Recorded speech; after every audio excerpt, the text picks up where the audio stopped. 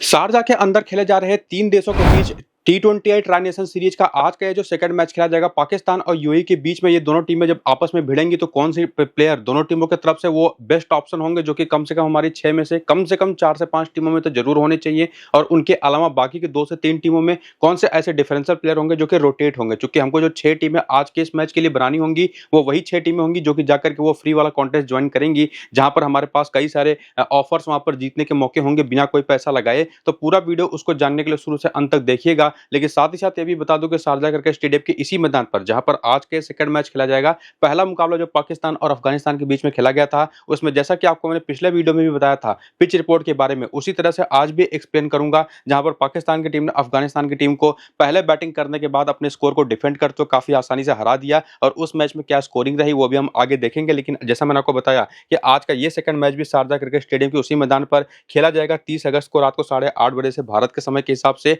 मतलब एक रात वाला T20 मैच जहां पर काफी हद तक टेम्परेचर शारजाह में खास करके इस टाइम पर इतना बेहतर हो जाता है कि बैटिंग पहली इनिंग में करना ज्यादा बेहतर होता है, क्योंकि दिन भर की जो ड्राइनेस होती है, धूप जो पिच के ऊपर पड़ी होती है, और चूंकि पहले मैच में भी हमने देखा कि पिच के ऊपर बिल्कुल भी हरी घास नाम की कोई चीज थी नहीं, जो ग्रास थी भी वो डेड ग्रास थी और उसकी वजह से पिच के अंदर ड्राइनेस जो क्रिएट हुई पड़ी थी उसने गेंद को काफी हद तक ग्रिप करने में मदद भी करी। जैसे जैसे मैच आगे बढ़ा, हालांकि वो चूंकि पहला मैच था तो उतना असर उसका था नहीं, लेकिन आज इस सेकंड मैच के अंदर जो भी टीम टॉस जीतेगी मोस्ट प्रोबेबली जैसा कि पहले मैच में पाकिस्तान की टीम ने किया, एक बार फिर से पहले बैटिंग करने ही जाएगी। और जो पहला मैच यहां पर खेला गया पाकिस्तान और अफगानिस्तान के बीच में जो 29 अगस्त को खेला गया था अभी कल ही, उसमें 182 रन बनाए पाकिस्तान की टीम ने पहले बैटिंग करते हुए 7 विकेट के नुकसान पर, जिसके जवाब में अफगानिस्तान की टीम केवल 143 के स्कोर पर ऑल आउट हो गई। हालांकि इसमें भी राशिद खान की एक कमाल की 30 प्लस की इनिंग थी, वरना निश्चित तौर पर यह टीम शायद 100 के अंदर ही बुक हो जाती। जहां पर पहली इनिंग में 3 विकेटें पेस और 3 विकेटें स्पिन ने ली,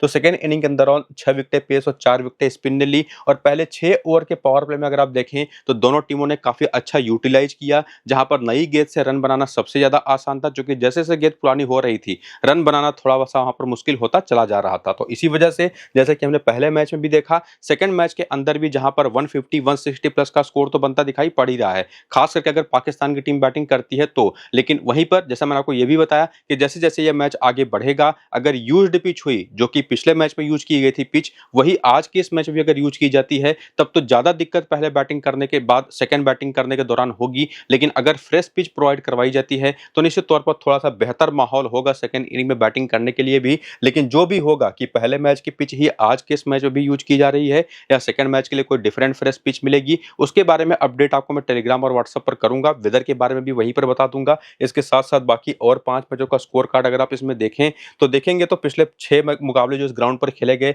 4 बार बैटिंग सेकंड करने वाली टीमें मैचेस जीती। क्योंकि इस मैच के पहले जो मुकाबले खेले गए थे ना, उस टाइम पर वेदर काफी ठीक ठाक रहता है, सेकंड इनिंग में चेंज होते रहे हैं स्कोर। जब जनवरी फरवरी या मार्च या अप्रैल तक के मैचेस यहाँ पर शारजाह के अंदर खेले जाते हैं तब स्कोर चेंज आसानी से होता है, लेकिन अप्रैल मई के बाद जब मुकाबले यहाँ पर होते हैं तब कोई भी स्कोर को चेंज करना यहाँ पर उतना आसान होता नहीं। बाकी स्पिन को 26 और पेस को 53 विकेटें अभी तक मिली है पिछले 6 मैचेस में, जिसको इनिंग के हिसाब से भी आप देख सकते हैं। हालांकि पिच रिपोर्ट के लिए ये पहला जो मैच था उसका स्कोर कार्ड ही मोर देन इनफ था, तो उसको तो आपको मैंने बता ही दिया। लेकिन जैसा मैंने आपको कहा था कि पिच के बारे में कि फ्रेश है या यूज्ड, वो आपको मैं टेलीग्राम और व्हाट्सएप चैनल पर बताऊंगा टॉस के बाद। और मेरी जो अपनी 6 टीम रहेगी आज के इस मैच के लिए, वो 6 की 6 टीमें, वो भी आपको मैं टेलीग्राम और व्हाट्सएप चैनल पर बताऊंगा टॉस के बाद। तो जाकर के दोनों को ज्वाइन कर लीजिए। लिंक आपको इसी वीडियो के डिस्क्रिप्शन में और कमेंट बॉक्स में जो पिन किया हुआ कमेंट है दोनों जगहों पर देखने को मिल जाएगा। तो जाइए लिंक्स को क्लिक करके टेलीग्राम और व्हाट्सएप को ज्वाइन करके एक्टिव रहिए।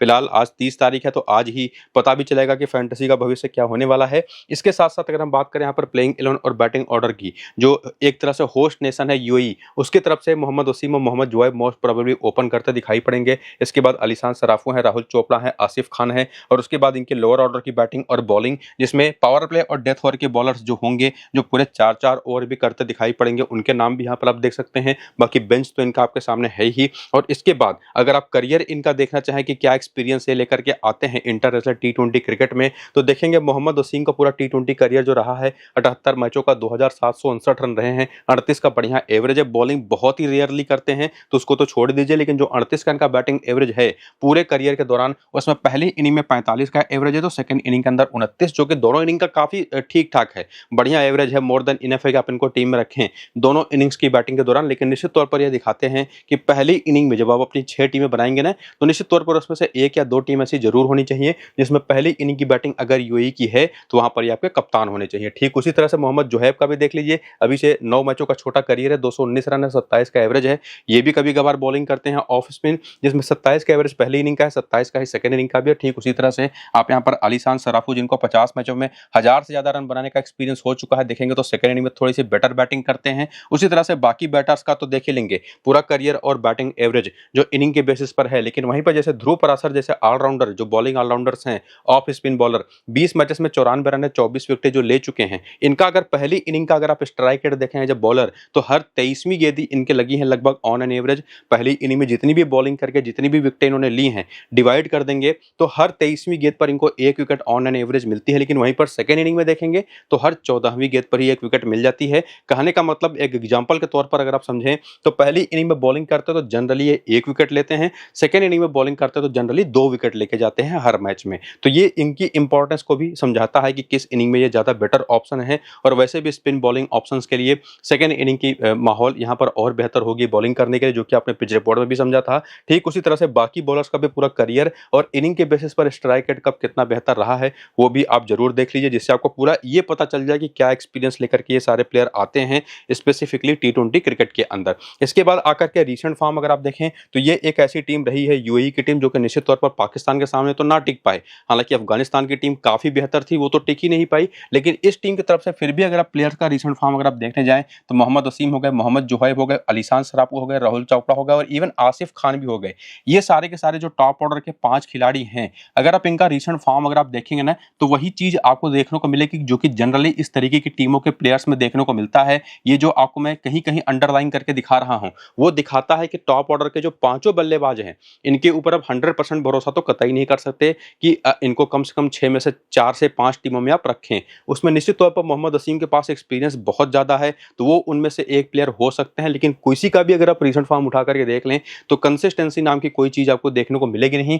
लेकिन उसमें एक चीज जो आपको देखनी पड़ेगी कि मोहम्मद जोहैब एक ऐसे प्लेयर हैं जिनके अगर आप नंबर्स देखें तो पिछले 3 मैच में काफी ठीक ठाक हैं, उसमें बॉलिंग भी करते दिखाई पड़े पिछले 4 में से 2 मैचेस में। तो एक चांस जो इनका बनता है कभी कभार बॉलिंग करने का, ऑफ स्पिन बॉलिंग करने का, और उसमें भी चूंकि पाकिस्तान की टीम में लेफ्ट हैंडर्स ठीक ठाक नंबर में हैं तो निश्चित तौर पर ये एक बहुत इंपॉर्टेंट प्लेयर बन जाते हैं, जिसमें मोहम्मद वसीम तो निश्चित तौर पर इनके टॉप ऑर्डर बैटर के तौर पर 6 में से मिनिमम 3 से 4 टीमों में तो होने ही चाहिए। लेकिन उसी में मोहम्मद जोहैब अपनी बॉलिंग की यूटिलिटी की वजह से और चूंकि ठीक ठाक बैटिंग फॉर्म में भी हैं, ये भी 3 से 4 टीमों में आने लायक तो कम से कम बन ही जाते हैं। तो ये इनके 2 टॉप ऑर्डर के 2 बैटर्स हैं, वो टॉप 5 में से सबसे बेस्ट ऑप्शन है जिनके ऊपर आप ज्यादा भरोसा कर सकते हैं। बाकी जो खिलाड़ी हैं, चाहे वो अलीशान सराफू हो, राहुल चोपड़ा हो, चाहे आसिफ खान हो, इनको किसी 1 या 2 टीमों में एज ए ट्रम्प ऑप्शन आप ट्राई कर सकते हैं। ज्यादा भरोसा इनके ऊपर मैं तो आपको सजेस्ट नहीं करूंगा कि आप अपनी टीमों में रखने के लिए करिए। हाँ, जैसे मैंने आपको बताया कि 1 या 2 टीमों में जहां पर आप कोई एक ऐसी आउटसाइड चांस वाली टीम बना रहे हैं कि यूएई की टीम जीते शायद इस मैच को,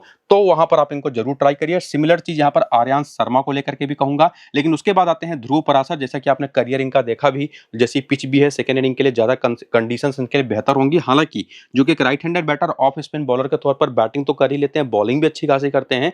और इसमें यह भी आपने देखा, अभी आप आगे देखेंगे भी कि पाकिस्तान की टीम में ढेर सारे लेफ्ट हैंडर्स की भरमार आपको देखने को मिलेगी। तो ये एक काफी इंपॉर्टेंट बॉलिंग ऑप्शन होंगे इस टीम की तरफ से। ठीक ठाक फॉर्म में भी चल रहे हैं फिलहाल, बैटिंग भी कर लेते हैं। ठीक उसी तरह से सगीर खान आते हैं, right hand medium fast bowler, जो कि बैटिंग ऑलराउंडर हैं। इनका अगर हालांकि फॉर्म अगर आप देखें खास करके पिछले 5 मैचेस में, तो लास्ट के 2 मैच में तो विकेट ही नहीं है। हालांकि एक अच्छे ऑप्शन बन सकते हैं, लेकिन उनसे बेहतर होगा कि ध्रुव पराशर एक ज्यादा बेहतर ऑप्शन दिखाई पड़ता है जिनके ऊपर आप भरोसा कर पाए। और उसके बाद आते हैं हैदर अली, ये एक निश्चित तौर पर एक बहुत ही बढ़िया ऑप्शन होंगे। हैदर अली को ठीक ठाक एक्सपीरियंस है टी20 क्रिकेट खेलने का, इवन ये जाकर के एमएलसी में भी खेलते हैं, बिग बैश में भी जाकर के खेलते हैं, तो निश्चित तौर पर बड़े खिलाड़ियों के साथ खेलने का एक्सपोजर भी है। तो अच्छा खासा फॉर्म भी लेकर के कंटिन्यू करके यहाँ पर आते हैं। तो ये वो ऐसे प्लेयर बनेंगे, दूसरे ऐसे प्लेयर ध्रुव पराशर के अलावा, जो कि 6 में से कम 4 से 5 टीमों में तो आपके होंगे। और सेकेंड इनिंग की बॉलिंग है तब तो कम से कम 5 टीमों में आपके होने ही चाहिए। और उसके बाद आते हैं जुनैद सिद्दीकी, एक और ऐसे खिलाड़ी जो कि काफी अच्छा एक्सपीरियंस रखते हैं टी20 क्रिकेट का। इवन मोहम्मद मोहम्मद जवादुल्ला बाएं हाथ के तेज गेंदबाज के रूप में। तो ओवरऑल इनकी बॉलिंग अटैक जो ज़्यादा बेहतर है इनकी बैटिंग से, उसमें निश्चित तौर पर ये 4 ऑप्शन ऐसे रहेंगे जो कि फॉर्म में भी हैं, अपनी यूटिलिटी भी काफ़ी बेहतर प्रोवाइड करवाते हैं। इस तरीके की पिच को ध्यान में रखते हुए ये ऐसे 4 प्लेयर होंगे जो कि 6 में से मिनिमम 5 टीमों में आपके होने चाहिए, जिसमें हैदर अली सेकंड इनिंग की बॉलिंग में कई सारी टीमों में कप्तान भी हो सकते हैं। ध्रुव पराशर के साथ भी वही बात कहूंगा, लेकिन मोहम्मद जोहैब और मोहम्मद वसीम 2 ऐसे और ऑप्शन होंगे जिनको 3 से 4 टीमों में जगह दे सकते हैं रोटेट करके। और इसके साथ साथ बाकी जो प्लेयर है ना, उनके ऊपर ज़्यादा आपको दिमाग लगाने की जरूरत है नहीं, कहीं एक आध टीम में आप उनको जरूर लेकर के जा सकते हैं। चूंकि 6 टीमें आप बना ही रहे हैं तो स्कोप तो आपके पास अच्छा खासा रहेगा। तो ये 4 सबसे मोस्ट इंपॉर्टेंट प्लेयर्स हैं, उसमें 2 ये ट्रम्प ऑप्शन हैं और बाकी प्लेयर ऐसे हैं जो कि किसी एक टीम में आपकी जगह बना पाएंगे, वरना उससे ज्यादा इंपॉर्टेंस उनकी है नहीं। हाँ, अगर मोहम्मद फारूक जैसा लेग स्पिन बॉलर खेलता है प्लेइंग 11 के अंदर तो ये भी एक अच्छे ऑप्शन होंगे। और मोहम्मद रोहिड जो कि बाएं हाथ के तेज गेंदबाज है, हालांकि मुझे लगता नहीं कि वो खेलेंगे, लेकिन फिर भी जिसकी भी जगह पर खेलेंगे उसी तरीके की इंपॉर्टेंस वो लेकर के आएंगे। इसके बाद हेड टू हेड के आंकड़े देखने जाएंगे तो पाकिस्तान के खिलाफ T20 क्रिकेट खेलने का कोई एक्सपीरियंस किसी यूएई के प्लेयर के पास फिलहाल है नहीं, लेकिन वेन्यू के आंकड़े देखने जाएंगे तो शारजा के इस मैदान पर अगर आप देखें तो मोहम्मद वसीम ने 10 मैचेस में 360 रन बना रखे हैं, 36 का शानदार एवरेज है। और जैसा कि आपने करियर देखा था उसी तरह से आप इनका हेड वेन्यू का भी आंकड़ा देखेंगे तो दोनों इनिंग का बैटिंग एवरेज काफी बढ़िया है, लेकिन सेकंड इनिंग का कहीं ज्यादा बेहतर है। और उसी के साथ साथ बाकी प्लेयरों के आंकड़े देखेंगे तो जैसी चीजें आपको मैंने कही थी ठीक उसी तरीके के नंबर्स आपको देखने को मिलेंगे। अनएक्सपेक्टेड किसी से कोई खास भरोसा आप कर नहीं सकते। बॉलिंग में भी ध्रुव पराशर के 4 मैच केवल 2 विकेटें हैं, उसमें सगीर खान के 1 मैच में 2 विकेट है, उसमें हैदर अली के 2 मैच में विकेट ही नहीं है। 11 मैच में 12 विकेट हैं जुनैद सिद्दीकी के, मोहम्मद जवादुल्ला के 14 मैच में 23 विकेटें हैं। तो ये सारे ऐसे नंबर्स हैं जो कि निश्चित तौर पर ज्यादा मदद आपके करेंगे नहीं, लेकिन निश्चित तौर पर जो चीज आपको मैं पीछे एक्सप्लेन कर चुका हूं प्लेयर्स को लेकर के, वो मोर देन इनफ था, जो कि आपको समझाने के लिए था कि कितने प्लेयर कि कौन से प्लेयर सबसे इंपॉर्टेंट होने वाले हैं। बाकी प्लेयर बैटल के आंकड़े देखने आएंगे तो मोहम्मद जोहैब एक ऐसे बैटर हैं जो लेफ्ट आर्म ऑर्थोडॉक्स बॉलिंग पर थोड़ा फंसते हैं, 38 गेंद पर 41 रन बना करके 2 बार आउट हो चुके हैं। बाकी मोहम्मद वसीम का कोई प्लेयर बैटल का आंकड़ा है नहीं पाकिस्तानी बॉलर के खिलाफ। बाकी अलीशान सराफू भी ऑफ स्पिन और लेफ्ट आर्म ऑर्थोडॉक्स बॉलिंग पर सबसे खराब खेलते हैं। और उसके बाद आते हैं यहाँ पर राहुल चोपड़ा जो लेग स्पिन पर फंसते हैं, 31 गेंद पर 45 रन बना करके 2 बार आउट हो चुके हैं। तो बड़ी इंटरेस्टिंग चीज है कि ये टीमें भी जो प्लेयर्स हैं स्पिन उतनी अच्छी नहीं खेलते। और उसके बाद यहाँ पर आते हैं आसिफ खान, लेग स्पिन तो बनी होते हैं उसके, ये 42 गेंद पर 42 रन बना करके 5 बार आउट हो चुके हैं। आर्यन शर्मा का कोई डेटा आपको देखने को मिलेगा नहीं। तो ये थी यूएई की टीम जो कि बहुत फेवरेट तो है नहीं, कहीं एक आध आउटसाइड चांस बने तो कोई एक ऐसी टीम आप बनाइएगा जहां पर आप यूएई को मान सकते हैं जब विनर। लेकिन ओवरऑल अगर आप देखें तो पाकिस्तान की ही टीम फेवरेट होगी बिना आगे इनके नंबर्स को देखते हुए। हालांकि बड़ी अनएक्सपेक्टेड टीम है, कभी भी यह हार सकती है किसी भी टीम से, वो तो आप जानते ही हैं। बाकी इनका प्लेइंग 11 और बैटिंग ऑर्डर तो पहले मैच में आपने देख ही लिया। बॉलिंग में अभी आपने देख लिया कि शाहीन आफरीदी, मोहम्मद नवाज, हैरिस रऊफ और सूफियान मुकीम 4 ऐसे बॉलर रहे जो कि पूरे 4-4 ओवर करते दिखाई पड़े। और बाकी के 4 ओवर फहीम अशरफ ने 1 ओवर करके, सलमान आगा ने 1 ओवर करके, सैम अयूब ने 2 ओवर करके निपटाया। लेकिन बाकी जो 4-4 ओवर के बॉलर्स थे ना, वो सबसे इंपॉर्टेंट रोल प्ले करते दिखाई पड़े, जिसमें मोहम्मद नवाज वो बैटिंग से भी अच्छा खासा रोल प्ले करते दिखाई पड़े, जिसमें करियर के आंकड़े भी अगर आप देखना चाहें तो देख सकते हैं, जो कि पाकिस्तानी खिलाड़ियों के लिए उतने इंपॉर्टेंट है नहीं, जो कि इनके बारे में तो आपको काफी सारी नॉलेज होगी ही। और उसमें आकर के रिसेंट फॉर्म अगर आप देखें तो जैसा मैंने आपको कहा कि जिन बॉलरों ने पूरे 4-4 ओवर के, चाहे वो शाहीन आफरीदी हो जिन्होंने 2 विकेट लिया, जिसमें हैरिस रऊफ हो जिन्होंने 4 विकेट लिए, सूफियान मुकीम हो जिन्होंने 2 विकेट लिया, मोहम्मद नवाज हो जिन्होंने 2 विकेट लिया, तो ये चारों प्लेयरों ने दिखाया कि क्यों ये निश्चित तौर पर one of the most important option होंगे इस टीम की तरफ से भी। और उसमें मोहम्मद नवाज तो one of the most important captain और वाइस कैप्टन के भी ऑप्शन होंगे, जिन्होंने शानदार बॉलिंग करते हुए 2 विकेट तो चटकाई ही, साथ ही साथ 21 रन की पारी भी खेली। और ना सिर्फ पिछले मैच में बल्कि इसके पहले भी रिसेंट टाइम में ना मोहम्मद नवाज जो रहे हैं वो बहुत अच्छे फॉर्म में रहे हैं और इसी वजह से टीम में जगह भी बना पाए हैं। और उसके अलावा बैटिंग में अगर आप देखें तो सैम अयूब हो गए, चाहे साहिबजादा फरहान हो गए, चाहे फकर जमान हो गए, अच्छी शुरुआत को इन्होंने बड़ी पारी में कन्वर्ट किया नहीं। लेकिन सलमान आगा ने 53 नाबाद की शानदार पारी खेलने के साथ साथ बॉलिंग भी करी 1 ओवर की, जहां पर विकेट इनको मिला नहीं। तो ये जो 5 प्लेयर रहे, जिसमें से 4 तो पूरे 4-4 ओवर की बॉलिंग भी करते दिखाई पड़े, एक मोहम्मद नवाज जो बैटिंग में भी ठीक ठाक रोल प्ले करते दिखाई पड़े, सलमान आगा जिन्होंने कैप्टनसी वाली इनिंग खेली, काफी कमाल की 53 नाबाद की पारी और बाद में बॉलिंग भी की 1 ओवर की। तो ये 5 ऐसे प्लेयर टॉप इनके होंगे जो कि लगभग सभी टीमों में आपके होने ही चाहिए, चाहे किसी भी इनिंग की बैटिंग हो, चाहे किसी भी इनिंग की बॉलिंग हो, इवन 6 की 6 टीमों में। बाकी जो प्लेयर होंगे या कम से कम 5 टीमों में तो आप इनको जरूर रखेंगे। बाकी जो प्लेयर है जिसमें सैम अयूब है, ये 6th मोस्ट इंपॉर्टेंट प्लेयर इस टीम की तरफ से हैं। जैसे कि आपने देखा कि पार्ट टाइमर्स में से सबसे ज्यादा ओवर इन्होंने ही किए, 2 ओवर और 14 रन की पारी भी खेली। तो ये भी कम से कम 3 से 4 टीमों में आपके होंगे। बाकी साहिबजादा फरहान हो गए, फकर जमान हो गए, 9 रन बनाने वाले हसन नवाज हो गए और मोहम्मद हैरिस तो हालांकि बहुत नीचे बैटिंग करते दिखाई पड़े, फहीम अशरफ का कुछ खास रोल था नहीं।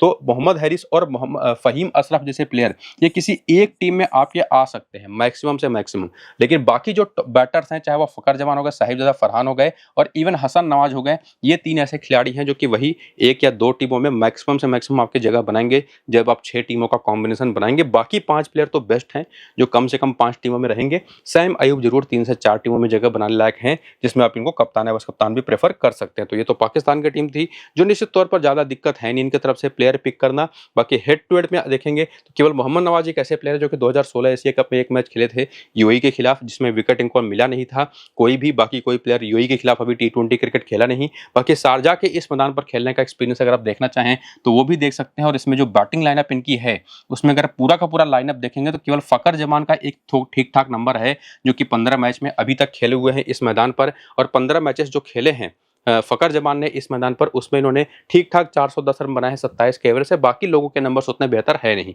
इवन मोहम्मद नवाज के भी 19 में 126 रन केवल 15 विकेटें हैं। इवन फ़हीम अशरफ के 9 मैच में 15 विकेटें हैं। तो ये एक आउटसाइड चांस लेकर के आएंगे एक ऐसे प्लेयर के तौर पर जिनको आप प्रेफर कर सकते हैं किसी 1 या 2 टीम में। बाकी हैरिस राउफ, शाहीन आफरीदी और सूफियान मुकीम के नंबर्स काफ़ी ठीक ठाक हैं। इवन यहाँ पर हसन अली भी 11 मैच पर 19 विकेट ले चुके हैं। तो ये कुछ ऐसे नंबर्स थे जो कि निश्चित तौर पर थोड़ा बहुत तो हेल्प आपको करेंगे। इसके बाद प्लेयर बटल के नंबर्स देखने आएंगे तो सैम अयूब एक ऐसे प्लेयर रहे हैं जो कि लेग स्पिन और left arm Orthodox type of bowling जो कि दोनों तरीके की बॉलिंग सामने की टीम में है। हालांकि देखना पड़ेगा कि वो लोग कोई लेग स्पिनर खिलाते हैं या नहीं। तो इस तरीके की बॉलिंग पर एक काफ़ी परेशान होते हैं। और उसके बाद साहिबजादा फरहान भी लेफ्ट आर्म ऑर्थोडॉक्स पर 3 बार आउट हो चुके हैं। तो हैदर अली वो मोस्ट इंपॉर्टेंट बॉलिंग ऑप्शन होंगे सामने की टीम से। बाकी सलमान आगा ऑफ स्पिन पर 2 बार लेकिन अच्छा खासा खेल करके फ़खर जमान का कोई डेटा प्लेयर बैटल में मिलेगा नहीं, हालांकि वो भी ऑफ स्पिन के खिलाफ थोड़ी बहुत दिक्कतों में आते हैं। इसके बाद यहाँ पर आते हैं हसन नवाज, ये भी लेफ्ट आर्म ऑर्थोडॉक्स पर फंसते हैं। मोहम्मद हैरिस को भी left arm Orthodox bowling face करने में दिक्कत होती है और इवन मोहम्मद नवाज को लेग स्पिन बॉलिंग फेस करने में ठीक ठाक दिक्कतें रही हैं।